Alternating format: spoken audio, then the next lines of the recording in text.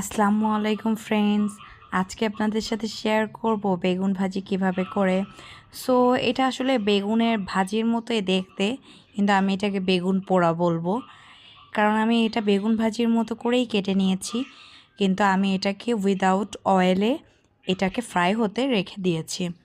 So একেবারে যখন এটা সিদ্ধ হয়ে যাবে তখন আর কি আমি এটাকে অয়েল দিব। সো এখানে পাশে দেখুন আমার গরুর মাংসটিও আমি প্রেশার কুকারে দিয়েছিলাম সিদ্ধ হওয়ার জন্য, তো সেটা অলরেডি হয়ে গিয়েছে।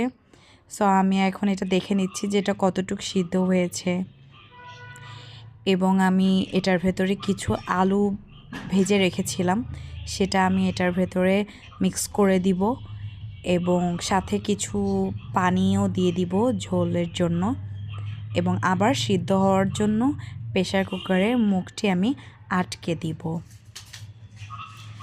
সো আলুটা দেওয়ার পরে আমি আরেকটু মিক্স করে নিই। তো ভালো করে এখানে আমি মিক্স করে নিচ্ছি। তো দেখুন অলরেডি সিদ্ধ হওয়ার পরে যে কালারটা আসার কথা সেটা চলে আসছে। তো এখন আমি দেখে নিচ্ছি যে আমার বেগুন পোড়াটার কি অবস্থা। তো দেখুন এক পাশ একটু একটু পুড়ে পুড়ে আসছে। সো এটার আসলে একটা পোড়া পোড়া ফ্লেভার আসবে। অ্যাট দ্য এন্ড আমি এটাকে একটু পোড়া পোড়াই রাখবো। সো এটা একটু ডিফারেন্ট মানে টেস্ট আসবে, এবং তেল আমি দিব একটু পরে। সো আমি এটাকে উল্টে দিয়ে আবার ঢেকে দিলাম।